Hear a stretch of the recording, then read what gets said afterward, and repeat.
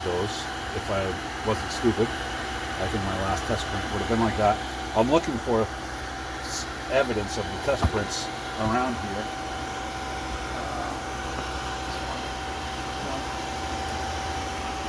Somewhere. Underneath my trash, maybe there's one on there.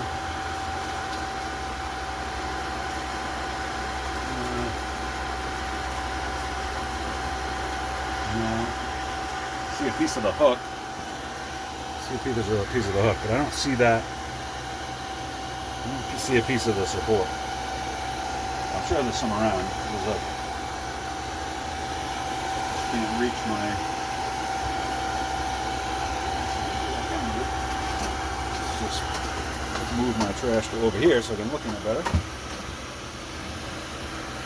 see.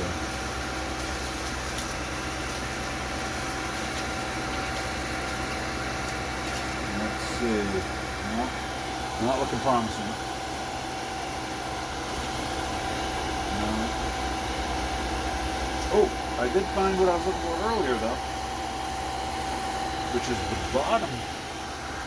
the bottom piece of the test piece. This one. Can you see the little bumps? Ah, that's a little divot, like right there, right in front of my thumb. Can you see that? Look at the right edge of my thumb now. I can't see it in the camera. I can see it with the naked eye.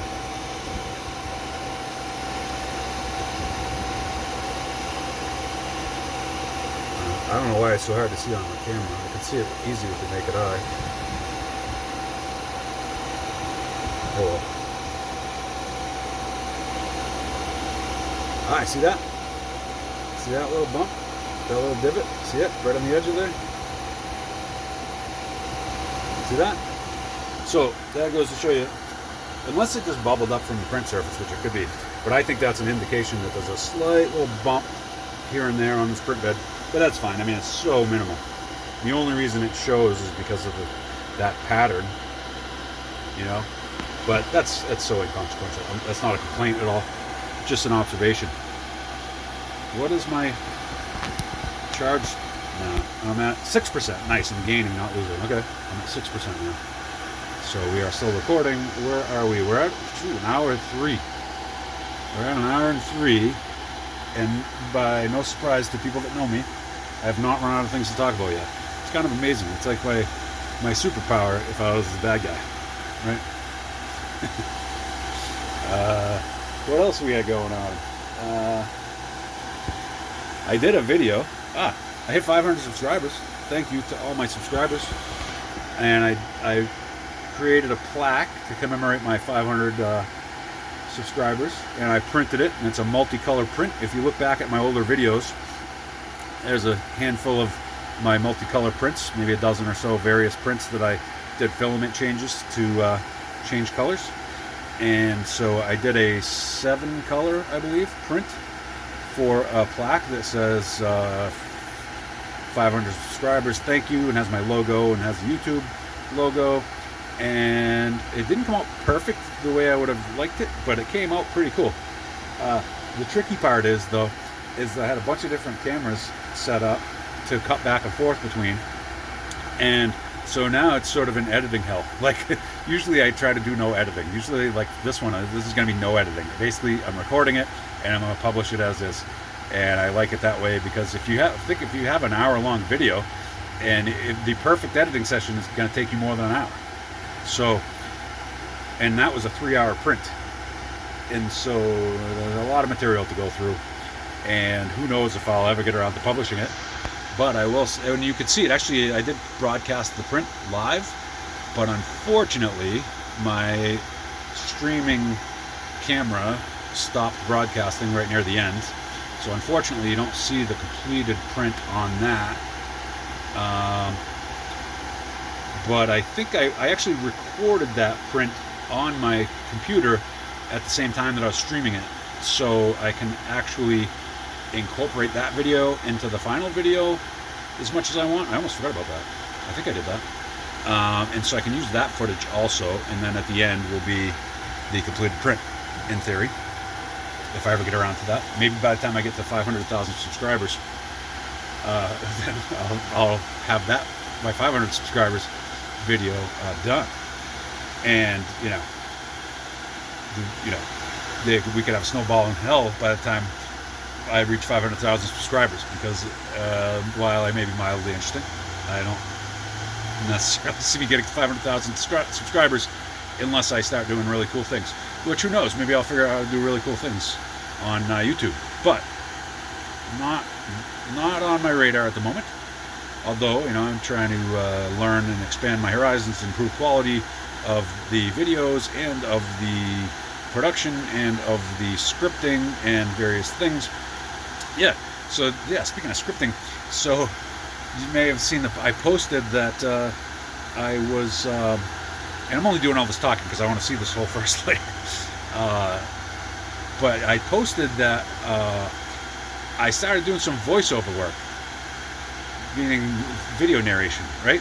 And I'd seen that over the years. Like I've always been a big fan of podcasts and radio, and kind of wanted to, when I was a kid, wanted to be a DJ, and I always thought that was really cool, and kind of always thought that it'd be interesting to do some kind of podcast or radio show, and just never really did anything about it. I think I might have applied to, like, decades ago, might have applied to one voiceover job ad that I saw and didn't think too much of it and never got a call, and no big deal. And I've seen ads for it more recently. Like, I get my work on Upwork. I don't know if you're familiar with Upwork. I think I tend to get my work on Upwork, and I would see once in a while ads for voiceover jobs, and I was like, huh. And so then one day I said, you know what, I should diversify anyway, rather than having all my eggs in one basket with my professional life, which is design engineering. Maybe I'll approach voiceover work. But actually what triggered it was funny, is I was on a phone call, an introductory phone call with a prospective client, which I didn't get that project anyway, but no big deal. They were cool people. I don't even remember which project it was, but they were cool to talk to.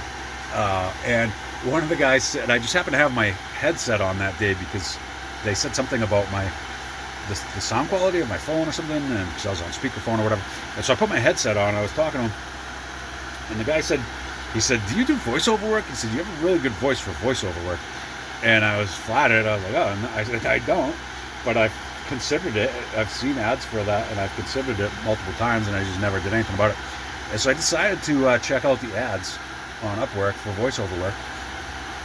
And I kind of regret using Upwork for that, just because I have a really good reputation on my profile, like top rated ratings for design engineering work.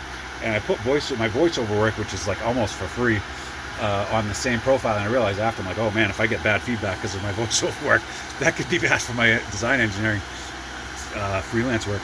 But anyway, if anybody does freelance design engineering work, definitely don't use Upwork, because it's horrible and I don't want to compete against you. I definitely don't recommend other freelance design engineers to go on Upwork. Any other freelancers is pretty good, but design engineers definitely steer clear. You don't want to compete against me for sure.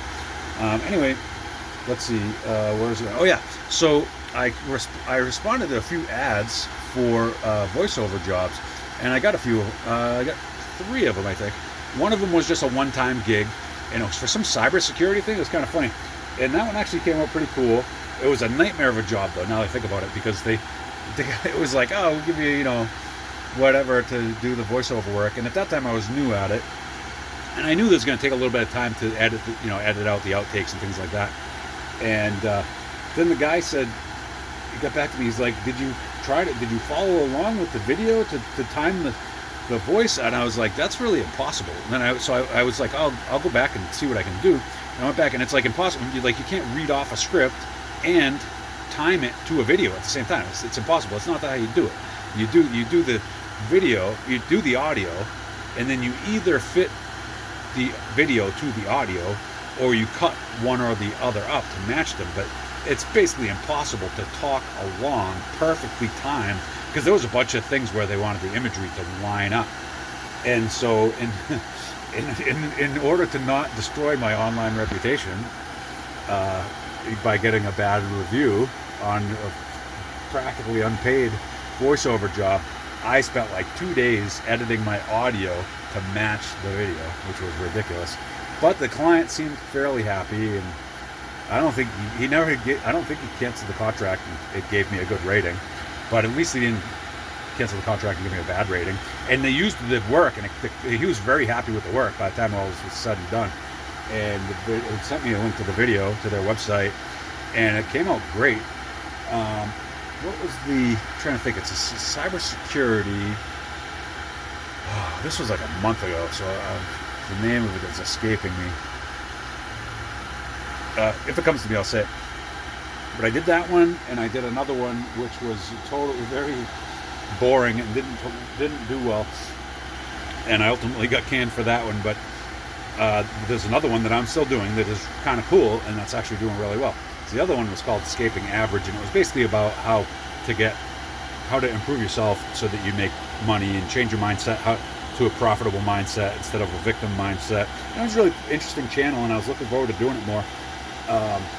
But for whatever reason, and the funny thing is, so these are what they call, well, let me get back to the YouTube automation thing after. So then there's the other one that I'm doing, and I'm still doing, and I've done 15 videos, and they seem to be pretty happy, and the videos are getting some views, and the subscriptions are going up. It's a brand new channel. It's called Classic American Auto, and it's all about muscle cars and classic cars.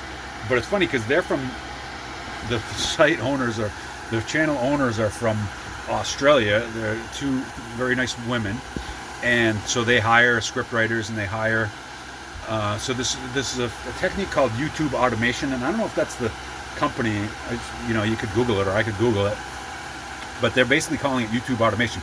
And so if you go on any of these services, these freelancing services, there's a whole bunch of these ads. You can tell they're all about YouTube automation, and it's basically people looking at successful channels, sort of faceless channels, right, with a narrator and video clips, and duplicating them basically, and in order to duplicate similar success. And so the Escaping Average was a YouTube automation. So I had never talked to her, and so she hired a scriptwriter, and she hired me to do the voiceovers, and then I'm sure she hired an editor, video editor, and whatever other personnel to put together these videos for her. And the Classic American Auto channel is the same thing. It's another YouTube automation channel. So it's pretty cool. I get to, because I used to be really into cars and stuff. I'm kind of a motorhead. I'm just not into cars as much as I used to be because I'm older and it's just not as important to me anymore. But I'm still into it. I'm into motors and motorcycles and anything with wheels, really. But nowadays I ride my electric mountain bike all the time. You can see a few videos I did from last year, content about my couple of electric mountain bikes I have. The videos weren't super popular, so I don't generally do them anymore, because I'm no Sam Pilgrim. If you don't know who Sam Pilgrim is, check his channel out. It's pretty entertaining. He's an old timer stunt mountain bike rider. Really good. Not the best in the world, or at least not anymore. I don't know if he ever was, but he's definitely used to be one of the best in the world, if not the best in the world. Definitely there's younger guys that have greatly surpassed him now, but basically like slope style mountain bike stunts. So anyway, I'm not a Sam Pilgrim, so I'm not going to get the views that he gets on the mountain bike content. But yeah, anything on wheels I enjoy. And I have ATVs and dirt bikes and side-by-side and all these things. But it's funny, I never touch any of them anymore. I just ride my electric fat bike, which is funny. I'll even go out and ride with my friends on their side-by-sides, and I show up on my electric fat bike. But it is what it is. It's a lot of fun, actually. And if I mess up, I hurt myself and nobody else. Whereas on a side-by-side, you mess up, you can pretty easily kill somebody. Not that that's a laughing matter. But I've seen plenty of accidents on the side-by-sides. Plenty of rollovers. I've had two different side-by-sides. I rolled both of them over once each. Seen many of my friends. Watched one of my friends total theirs. Watched a video of another friend roll theirs down basically the same hill. Showed up to another one. My friend of mine crashed into a boulder and fractured one of his back. That same guy, he's rolled at least 3 other times, at least 2 other machines, at least 3 other times. He's pretty much a perennial rollover candidate. He's kind of a maniac. And it's funny, we're like 50 years old. We're a bunch of big dumb kids. And we have a lot of fun on the side-by-sides, but they're definitely risky. And really, the changes for me is I was up in like Dixville Notch area of New Hampshire. No, it wasn't Dixville Notch. It was Pittsburgh, New Hampshire. And I was on this. If anybody's been riding up there, you probably know the hill I'm talking about. There's this big, steep hill on the side of the mountain. It's like a double black diamond trail. And I don't think much of it because I'm in a Can-Am Turbo. It's got all the power in the world, and you can just fly right up it easily just because you hit it with a bunch of speed. And I got cocky one day, and I thought I would just crawl up it really slow, you know. And I had my friend's sister with me, and neither of us had helmets on. And we were buckled in with racing harnesses, but we didn't have helmets on. And so we're way up on this big, steep, long hill, and just crawling it. And I kind of hit this rough spot, and the machine kind of kicked 45 degrees sideways. Maybe it wasn't that far, but it kicked sideways enough where I said, holy cow. If I'm not careful, we're going to go tumbling down this mountainside side by side, and we're going to get a lot of speed because it was a straight trail. And so, you know, if you tumble on a windy trail, you're gonna, you know, the trees will probably stop you early. But we were going to pick up some speed before we crashed into anything, so it could have been horrible, or even fatal. And luckily, I took a deep breath and was able to straighten the machine out and get to the top. That sort of changed my outlook a little bit on the side-by-sides. That made me take it a little more seriously. Well, anyway, meanwhile, back at this first layer is looking pretty excellent. I mean, it's a little streaky, which is kind of weird, especially between the holes. And it's a little shinier in the middle. I wasn't sure if that was just reflection, but it's actually shinier in the middle. And I'm sure that's just a thermal dynamic effect of some sort. But otherwise, nice and flat, and it seems to be finishing it. No wrinkles, no peeling up. So I think I just happened, you know, they say in scientific method, only change one thing at a time. I didn't. I changed multiple things at a time. I changed the Z offset, I changed the bed temperature, I changed the nozzle temperature. And I also cranked the cooling up from 50% to 100%. Now I hope that doesn't come back to bite me, because I think I left it at 100%. I think that is for the entire print, and that's this fan here. And I think that's called the CDS. I was trying to find out what it says. It says in the settings CDS fan. It doesn't clarify what CDS stands for or what it actually is.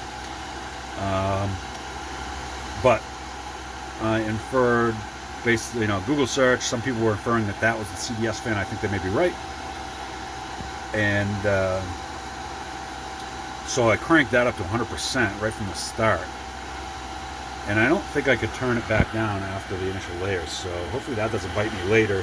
Might make for a little bit more brittle parts, but I do also find that the silk PLA, that it actually, the interlayer adhesion seems a lot better than regular PLA also.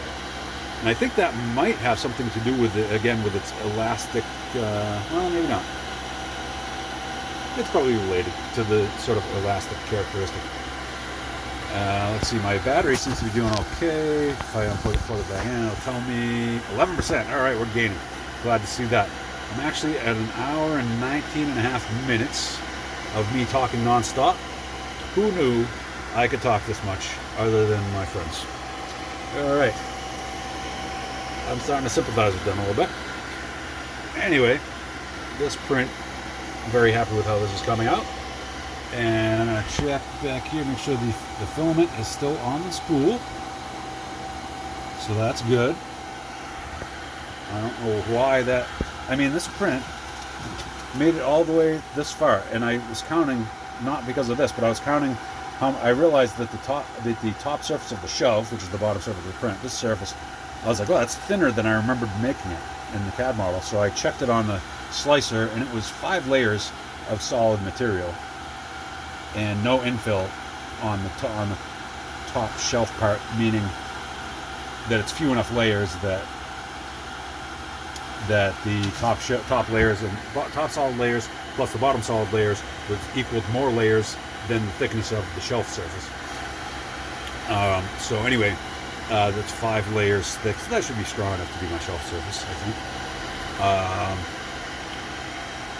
So yeah, that's where I was going with that. Is So this made it at least 5 layers. So what's that?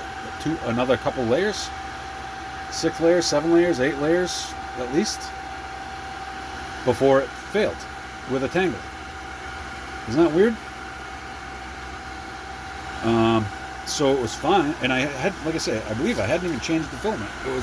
The filament spool was still on there from previous test prints, like a bunch of them. A bunch of failed prints, a bunch of test prints. I had never changed that filament off. And so it was weird. So it had actually tangled like that once before, and I assumed that I had just been careless, and I untangled it, and I put it back on the spool holder. I swear, not tangled. And for some reason it jumped off. Now, one difference though was that the way that I have the Teflon tube, and I'm not calling it a Bowden tube for a reason, and maybe that'll be something else we may talk about before I run out of things to talk about, before this layer is completed. So the Teflon tube was not in the cable chain, or at least not well in the cable chain. And so that actually may have sort of wrapped around the spools. No, that doesn't make sense. That doesn't make sense. But it may have knocked it may have pushed the filament off the spool sideways, is what it may have done. So I have it back in the cable chain much better. Although I say that, when I feel down here, it is the Teflon tube is going all the way to the spool. So maybe I'll tuck this into a few more links of this chain here, just for good measure. Hopefully that'll be all right. Do I want to put a few there? I could be looking for trouble with that. I don't want. That looks like it'll be harder for it to travel through. That's kind of a good bend. I don't want to do that. I'll just do that. Call it perfect enough. So that may have been my issue. Alright, so this layer is looking really good. Almost done. I'm just going to talk until the end of this layer. I hope the audio comes through with this. I'm sure the audio is going to be horrible because of the CES fan, and I don't have my headset. In retrospect, I would have brought my headset out. Sorry about that.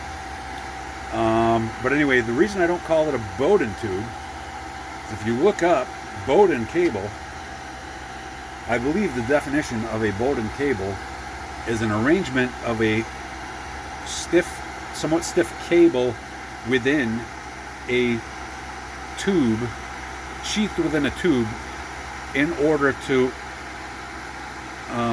translate linear motion,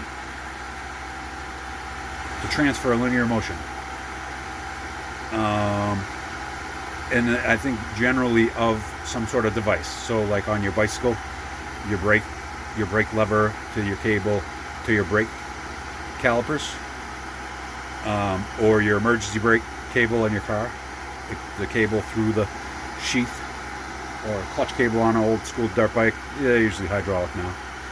I say usually. I mean, it's the Hondas. The Japanese bikes maybe not so much. The European bikes are, or have been for a while, which was interesting because I was always a Honda guy. I'm not a super brand loyalty guy. I've had multiple Honda off-road machines, a lot of them actually. Geez, were they all Hondas? All my off-roaders?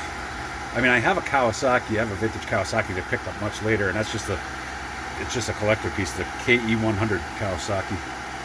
I got dirt cheap off a friend of mine, offer I couldn't refuse, and I just keep it because it's cute. It's a neat little bike. Maybe I'll attach a picture if I remember. It's a cool little bike. But other than that, I had a Suzuki Quad Racer 250 when I was a kid. It was 1985 and a half. I was 15 years old when I bought it. Man, I felt like the luckiest kid alive when I had that thing. It was like I wasn't old enough to drive, but I had my Quad Racer, and I lived in rural. I still live in the same rural town. I could ride all over the place. I didn't need a car. But anyway, other than that Quad Racer, I had a bunch of Hondas. But when I switched I got a Beta as an adult.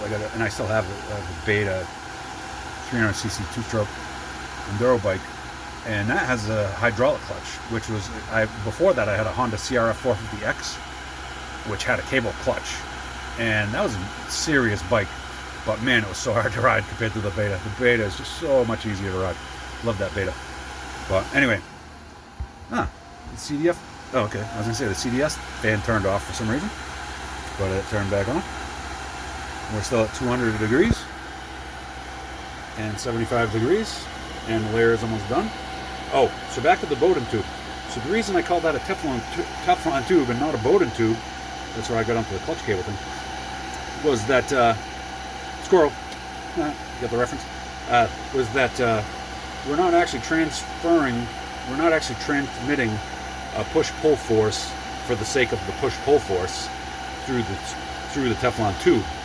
And so because it's a direct drive extruder, now debatably, if it was not a direct drive extruder, if the extruder was on the other end of the tube, then I would think it would make more sense to call it a Bowden tube.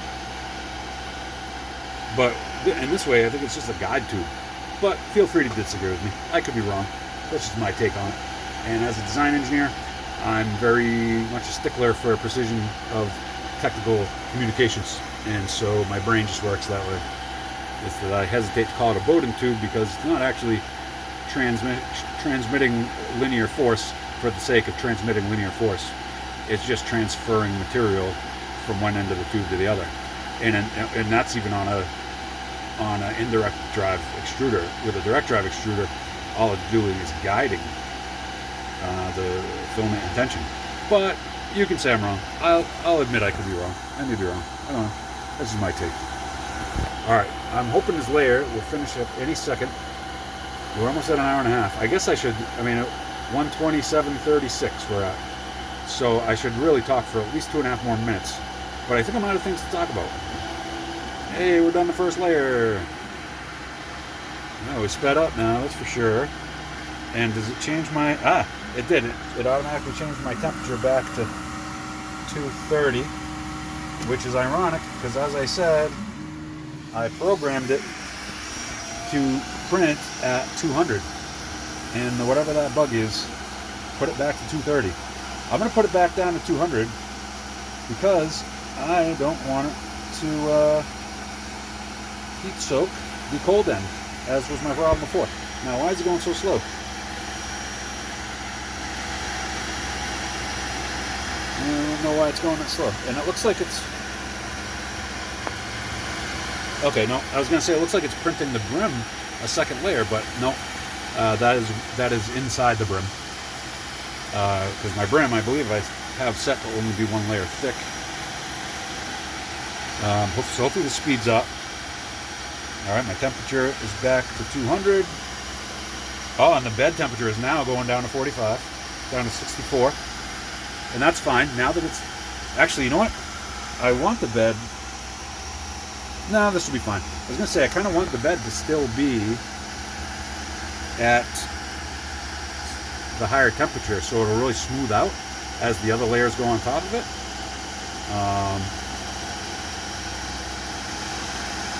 Hopefully this doesn't fail. If it does, not the end of the world. I'll redo it, and I'll have to... See, what I noticed with that bug about the temperature, and it really bit me multiple times, especially when using other filaments than PLA. Because the temperatures would be way off. And, okay, it is going faster.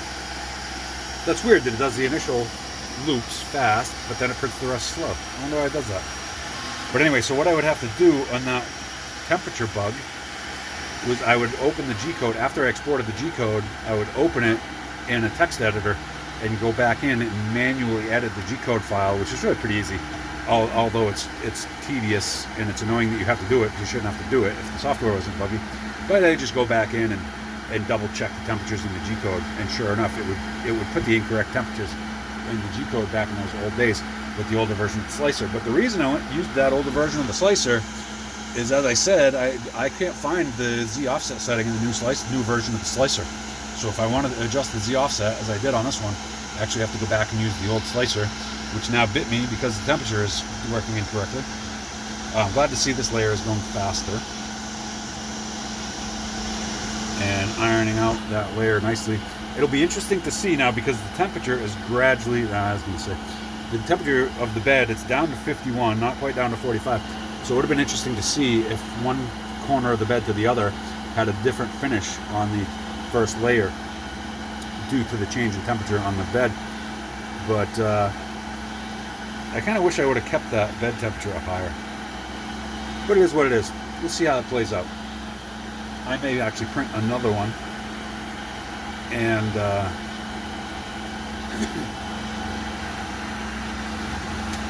may actually print. I've noticed that the Hyper PLA is sort of brittle.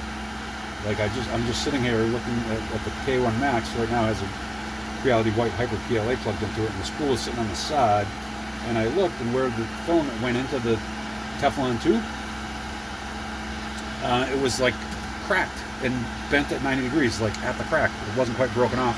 And then I just touched it, and it broke right off. And I've noticed in other cases that Hyper PLA, it acts very differently than non-Hyper PLA, and especially Silk PLA. It seems to be quite brittle. Like I had actually a part that you could see it in my in the replacement clippers guard comb thing. If that makes any sense to say it that way. That the first prototype was Hyper PLA white, and in taking the supports off, it like broke the tines off the comb, and not just between the layers. Like it actually broke the knot between the layers. I was surprised to see that. All right, we're officially at an hour and 32 minutes and 25 seconds, and that has to be about enough talking that I can take, let alone that maybe you guys can take. But very good results so far, as we can see on this. Now, I am tempted. Now, this layer is going so much faster. We're like 2 minutes in, and we're literally already a third of the way across the layer. So I do want to see if the temperature goes back up again after this layer. If it does, I'm going to be super annoyed, because I don't want this whole print to keep going back to 230 degrees every layer, because I'm afraid that it's going to heat soak the cold end, as I say, and soften the filament and become problematic. I say that, though, I'm not as concerned as I was for the initial layers, and I say that because I think part of the problem is that it was going so slow on the initial layers that the filament was going through very slowly, and therefore allowed the heat creep to be more effective, if that's the right word, at heat creeping, because the filament was going slower, whereas the filament's going faster. It's the hotter filament is going to keep moving through, and therefore the heat creep theoretically might be a little slower if the filament's moving faster, and so maybe that'll be okay. I'm going to cross my fingers for that. And if I have to restart the filament and change the temperatures manually, at least I've gone through this. Oh, it seems to be wrinkling up a little bit. Look at that. I wonder if it's because of the speed or because of the bed temperature. I think it might be because of the bed temperature. I'm tempted to change the bed temperature here. I'm doing it. I'm putting the bed temperature back to 75. And we'll see how long it takes to get up to 75. It's still at 44. 45. Bed temperature changes so much slower than nozzle temperature. I don't know what that click is. I think it's just a change of direction. I'm paranoid about the extruder clicking. Alright, that's just the cable chain hitting or shifting. Not a big deal. Alright, we're at 50 degrees now. We'll see if that wrinkle. See that wrinkling I'm talking about? I don't want that to happen on the top surface of the bed.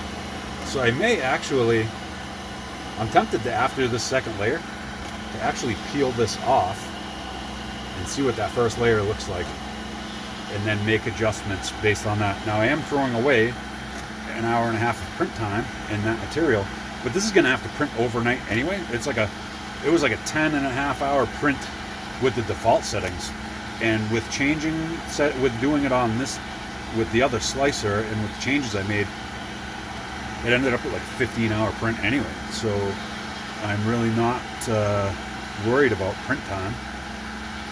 Although it would be nice to have most of it not printing overnight, because if you have a tricky thing about having a print overnight, if you have a failure where the part comes off the bed and you can actually break things or bend things. Like if the part falls off and it's a big chunky part and it falls between things, and then your carriage is trying to get somewhere and it's crashing into the part, you can bend things. So I don't like to bend things. All right, our bed temperature is at 64, and it does look much smoother. Like I'm getting slight rippling, but not like I was over there. See the difference? So a couple lessons learned there for anybody that stayed this long, which is why I recorded this. I thought this was, I haven't done these talk-along print videos in quite some time, but in this case I thought it would make sense to do a 3-minute video. And it turned into a 3-hour video. Alright, we're outside the hole there. That's an interesting crease. Look at that long... Oh, that's just the edge. Oh, no, I'm not talking. That's interesting. Yeah, you know what? After this layer, and I think I'll just do it right in the same video just so I can talk about it, I'm just going to use this print as a test and then peel this up. So that way my final print, my final shelf, which a big part like this, I hate to just throw away big parts like this that cost me, you know, $10 worth of filament and a bunch of my time. So I think I will use this as a test print after this layer finishes, which should be about 5 or 6 minutes. So this took like 7 minutes to get about halfway. So another 6 minutes or so, this layer should be done, and I'll let it cool a little bit. And maybe I won't bother to let it cool, but maybe I'll just pop it off. But I'd like to just keep it as a flat sheet, just for keep it as sort of a souvenir. I just had an interesting thought about multicolor situation. Ooh! I just thought of a new way to do multicolor signage, similar to as what I did in that other video that my 500 subscribers video that I hope to post sometime within the next few years, when I get around to it, after I finish all the editing that needs to be done, unfortunately. The funny thing is about me is I have all this paid work I need to do, and I'll probably waste my time doing that to get tens and tens of views and let the paid work linger. So that's one of my superpowers. Superpowers. That's one of my superpowers. All right. So, I don't know, 5 more minutes, and then we see how it comes out. Anything else I can learn from this guy?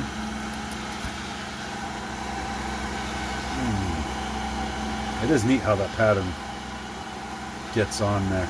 As I mentioned, if you may or may not have seen that, but the reason the color's on there, it's excellent experiment and proof, basically, that you know, I guess you can be the judge if it's proof or not. In my mind, it's proof that color is an illusion created by well, not necessarily an illusion, but the color is the result of the effect of the wavelength on the electromagnetic spectrum of you know, red, orange, green, blue, indigo, violet, ultraviolet.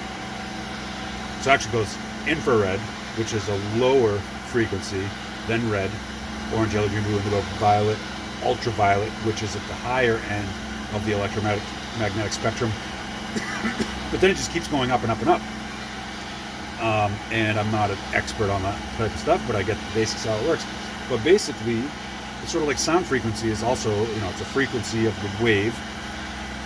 And so the higher the frequency, the higher the sound. So similarly, wavelengths, light wavelengths, the higher the frequency, the higher the color in the spectrum, red being low, in the visible the spectrum, red being low, and violet being the high end.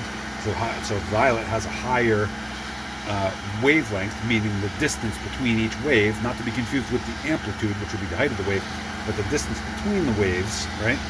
I mean, they even taught us that when I was back in school, back in the 1800s.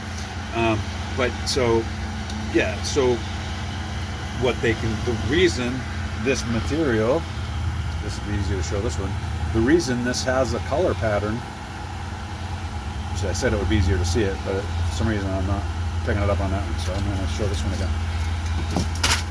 The reason that this color pattern transfers from the bed onto the surface of the print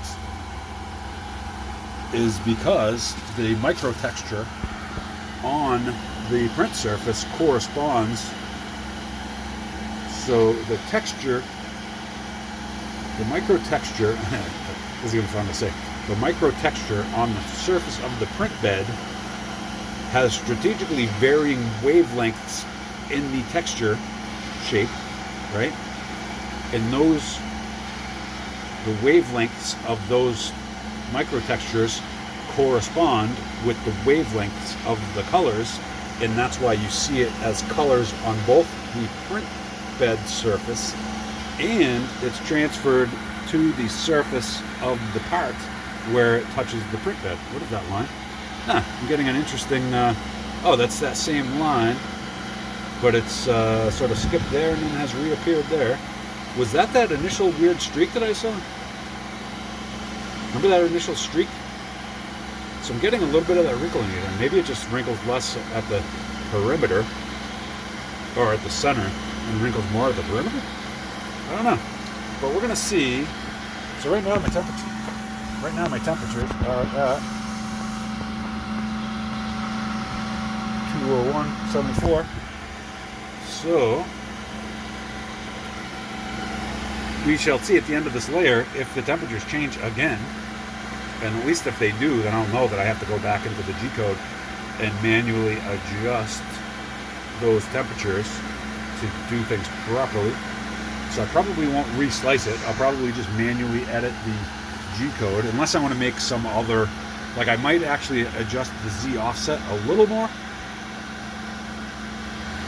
So we'll have to see how the difference between one corner and the other, because this corner printed at 54 down to 45 degrees C on the print bed, whereas this corner is printing, it's literally at 75 degrees now. So like this half of this entire layer is printing at 75 degrees.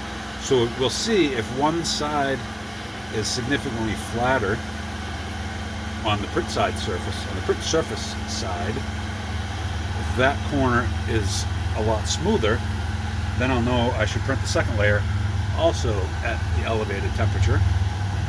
And especially, well, I'm getting some of those wrinkles over there. That's weird.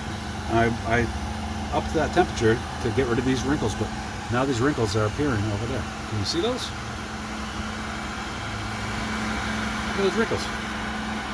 Well, hopefully those don't make it through to the print surface. They seem a lot less extreme than the ones I was getting on previous prints. Alright, so we're almost done with the second layer. Like I say, we're going to stop it and take a look at the surfaces and then reprint the whole thing.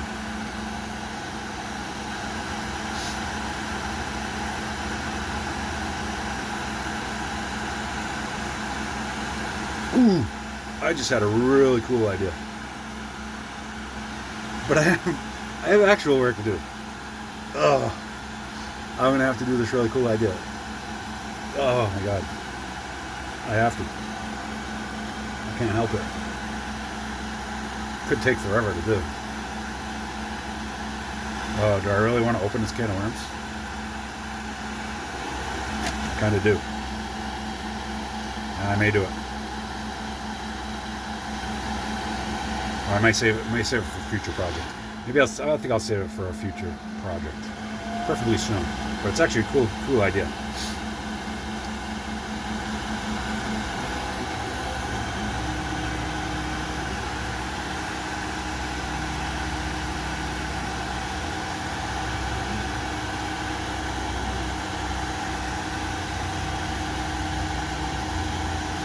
I'm actually on the third layer now. Yeah, I think this is actually the third layer. Now, interestingly, the temperatures are maintaining at 274 now, which is funny because for the second layer, it changed them. So I guess the second layer, I guess the first layer is the only initial layer, because the other temperatures, it changes. You know, it separates it to initial layers and then the undefined layers, just meaning the remainder of the layers. So evidently, the first layer is the initial layers, and second layer, so then it'll maintain the temperatures from now on. So if I wanted to change them now, I could. I'm tempted to see how the rest of it will print, but I don't feel like waiting all day. Yeah, this is going to take way too long. Alright, I'm going to stop this and we'll take a look at the surfaces. So stop. It hurt me to do that. It hurt me to stop it after all that waiting. Alright, we're at an hour and 46:27. So I wonder if I can talk for 3.5 more minutes. Oh, that's 13.5 more minutes. To make it 2 hours. That would be crazy. It's amazing that I still have a voice. I don't want this to warp. I want to let it cool first. I kind of wanted to let it cool first. Man, it's going to take forever to let it cool first. I'm going to be impatient instead. I mean, it's down to 70 degrees. Let's see how this rim reacts to cooling. Oh man, that's going to curl like crazy. I don't want it to curl like crazy. I don't want it to cool off. You know what? If I pull the bed off, I can get this to cool much faster. Oh, I know what I can do. I can turn the fan on like this. So, oops. So if I go into my settings,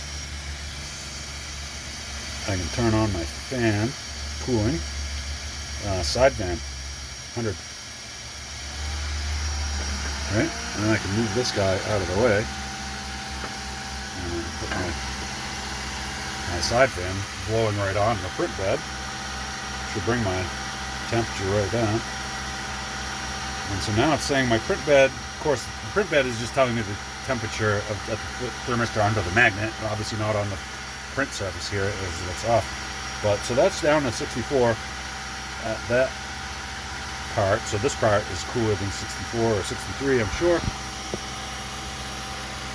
Just use that as an indicator as to the approximate temperature of the bed. 62. Like I say, I just kind of want this to stay flat, so I don't want to peel it off at 74. Because then it'll curl like a potato chip. Then I'll be annoyed that it's curled. Because I think this would be kind of a neat souvenir. I throw away a lot of my test prints and stuff, but some of the stuff I just kind of like to keep as a cool souvenir, and this would be a big, funky, reflecty panel.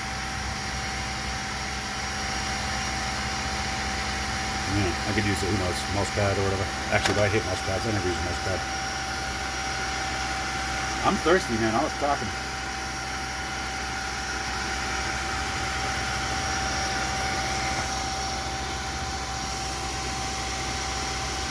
So anyway, yeah, I was talking about my voiceover gig. So I have that one that's called Classic American Auto. And funny thing about those, I was going to mention a funny thing about that is, so we have 15 videos published of that now. I've done a voiceover for all 15 videos, and they vary in popularity, but definitely some thousands of views on a few of them. So that's kind of cool. Like, I don't usually get thousands of views on my videos, like a few of them I do. You know, for as few as days, I think they're up like as of yesterday, like 111 subscribers or something like that, or maybe this morning. And you know, over 5,000 views on the best video. But the funny thing is that whoever generates these scripts, I'm pretty sure the way YouTube automation channels work is they basically use ChatGPT or some GPT, some LLM type of AI thing, or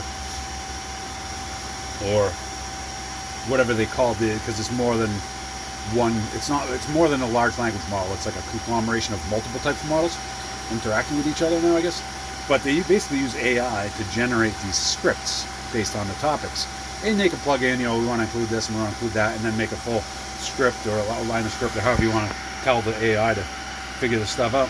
And so there's a lot of bad fake facts, a lot of, as they say in AI land, hallucinations by the AI that make it through into the script. And like, I don't know everything about, like, I know a lot about cars, but I don't know about everything about cars. And like, one of the videos is like Australian muscle cars, and one of the videos is Canadian muscle cars, and I don't know squat about Canadian cars, other than my Camaro that I had was made in Canada. And so I don't know, it's like what they, and it's funny, the people in the comments are roasting me. I'm just the voiceover thing. This guy doesn't know what he's talking about. And I'm thinking, and I'm tempted to like comment on there, like, listen, I'm just the voiceover guy. I don't know. I'm just reading what they tell me. I don't know. I'm like, what's his name? Burgundy. What's his name? I'm just like Ron Burgundy, you know? Go after yourself, San Diego. I'm just reading the script. I'm just reading what they tell me. I don't know what the Ford, what is it called? Pontiac? Is it a Pontiac? Frontenac? I never heard of that. Yeah, okay, it's not a muscle car. How am I supposed to know? I'm freaking American. I don't know what a Canadian muscle car is.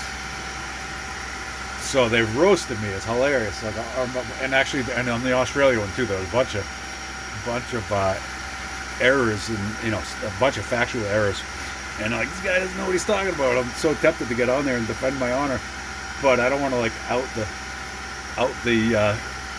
channel. You know what I mean? That I'm just. But I mean, I guess that's not really outing the channel. Like, it's not like it's a crime to have a paid voiceover guy. And when I say paid, I mean super lucrative. Like, I'm making tens and tens of dollars for each of these videos. Well, no, that's not even accurate, because that would imply more than $40. And I'm not. I'm getting like $25 a video. And by the time I do edit out my own outtakes and stuff, it takes me like an hour.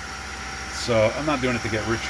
I'm just doing it for the interesting experience. All right, so this says that the print bed is down to 44, and the print bed's not even attached to the print bed. So this is going to be even cooler, so that's nice and cool. So now I believe I can remove this from the bed without having it curl up like crazy, and then we can lift. And that's oddly satisfying. How are we looking? All right, now this was the corner that cooled down to 45, 55, 45, as you can see. It's a little rough. In the middle is nicer. And on the other end, where it went back up to 75, is also much nicer. So this is not the perfect finish, but man, it's pretty good. And I think if I do the whole thing at the elevated, the whole 2 layers at the elevated temperature, that's going to be much better. Now, you can see here I have a little bit of lines. I don't know how well you can see it. I can see it with the naked eye. Like little gaps. There we go. Little gaps between the lines. That's a function of the Z offset. So the further I come up with the lower numbers, with the less negative number of the Z offset, the more exaggerated those lines are going to be. And what I think that basically is a lack of flatness in the print bed, and or combination or of the calibration of the, what do they call that? The mesh. So the bed, the machine probes the surface because the bed is not going to be perfectly flat, and so the machine measures the mesh of the bed. It'd be nice if you could tell it how accurate you want the mesh. You know, how refined you want the mesh. I don't know if there's a way to do that. Probably isn't Clipper, I'm guessing. I don't know. Somebody, whoever knows that answer, please let me know in the comments. Maybe that will get me to do that.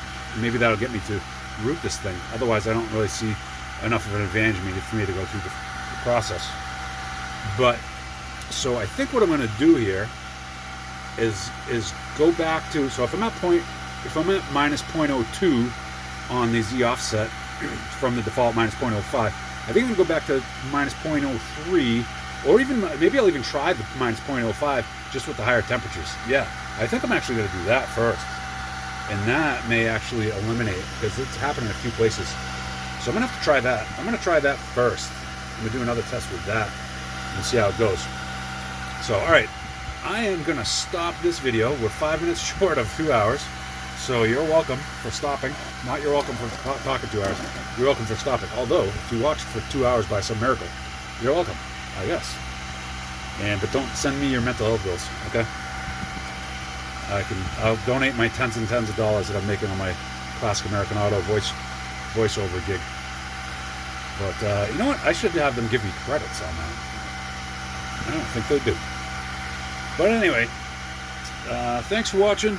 If by some miracle you made it this far, either hopefully you called 911 because you fell on the floor and can't make it, so you push the button because you fell and can't get up, and so you stop watching this, or if you actually enjoyed it enough by some miracle to stick around to the end, obviously you should hit subscribe if you're not already, and obviously you should comment and say how awesome it is, and obviously you should hit the like button, and obviously you should share it with your like-minded friends. And look at that, is a cool effect that the color comes through. Excellent scientific demonstration also, as I said. Look forward to getting my full shelf printed here, which may take some time because I still want to perfect this first layer, but this is looking pretty cool. So stay tuned, like, subscribe, share, comment, smash the bell, all those YouTubey things, and stay tuned. We'll come up with some more okay videos, and hopefully more on this topic. So see you in the next one.